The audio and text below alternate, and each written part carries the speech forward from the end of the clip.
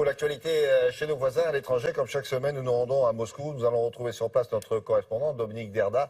Et ce matin, une fois encore, Dominique va nous parler de Vladimir Poutine. Alors, pas de l'homme à poigne que l'on décrit souvent, mais de celui qui est à l'écoute de ses concitoyens, ce qui pourrait d'ailleurs ne pas être totalement incompatible. Alors, il faut savoir que les Russes sont de plus en plus nombreux à s'adresser à lui, mais directement, comme on le ferait à un médiateur pour lui demander de l'aide. Alors, le problème, c'est est-ce qu'il répond? Ça, c'est la question à Dominique. Bonjour.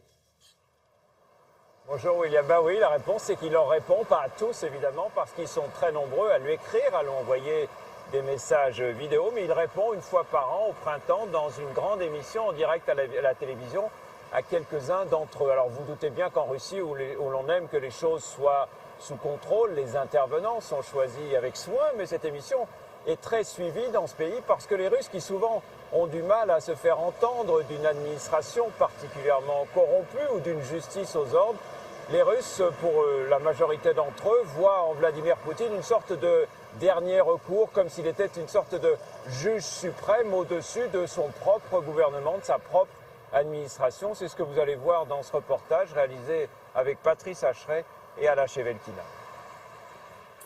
Ils ne sont qu'une poignée, les habitants du petit village de Souna, dans le nord de la Russie, et ils ne sont plus tout jeunes. À eux seuls, pourtant, à 4 reprises déjà, ils ont réussi à repousser les bulldozers et les pelleteuses d'une entreprise de la région qui veut raser la forêt et creuser ici une gigantesque carrière de sable. Depuis l'été dernier, 24 heures sur 24, ces retraités se relaient pour monter la garde. Cette forêt, c'est leur seule richesse. Ils y cueillent des baies, des champignons, ils y ramassent du bois pour chauffer leur maison. Les villageois soupçonnent les autorités locales d'être corrompus. Alors, en dernier recours, c'est Vladimir Vladimirovitch Poutine qu'ils ont appelé à l'aide dans une vidéo postée sur Internet. Cher Vladimir Vladimirovitch, vous qui défendez la Crimée, le Donbass, la Syrie, défendez notre patrie, défendez notre forêt de Souna. Des demandes comme celle-ci, le Kremlin en reçoit des centaines chaque jour de tout le pays. De ces enfants de Sibérie, par exemple, qui réclament que l'on goudronne la route qui mène à leur école et qu'on leur donne enfin les moyens d'étudier dans des conditions décentes. Toutes nos démarches à la mairie, à notre député, sont restées lettres mortes. Et nos problèmes ne datent pas d'aujourd'hui. Alors s'il vous plaît, Vladimir Vladimirovitch, aidez-nous. De ces conducteurs d'autobus sans travail du jour au lendemain, parce que la mairie de leur ville au sud de la Russie a décidé de faire appel à une autre société de transport. Eux aussi, ils dénoncent la corruption et se tournent vers leur président. Une fois par an, au printemps, à la télévision, Vladimir Poutine choisit de répondre à quelques-uns de ces appels au secours. Le plus émouvant, ce soir-là, est celui d'une femme. Une mère de famille dont la maison a été détruite par un incendie comme celle de tous ses voisins. On n'a plus rien. C'est vraiment très dur pour nous.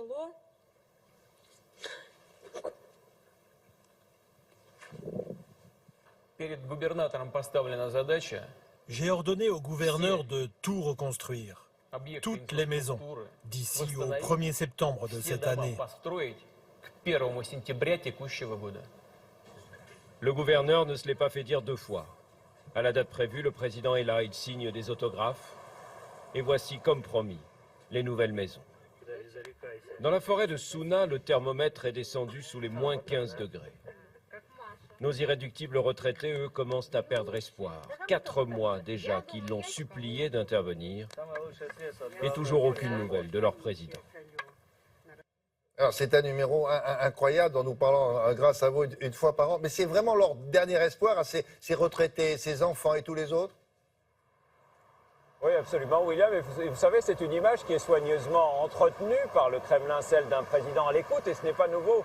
Vous savez, à l'époque de la grande terreur stalinienne, beaucoup de Russes qui étaient envoyés au goulag étaient persuadés que Staline lui-même n'était pas au courant des crimes qui étaient commis en son nom. Et avant cela, avant même la révolution, beaucoup de Russes se disaient que si le tsar commettait des erreurs, ce n'est pas parce qu'il était mauvais ou incompétent, mais tout simplement parce qu'il était mal conseillé par les princes de la cour qui faisaient leur mauvais coup dans son dos. Et vous voyez, ça n'a guère changé depuis.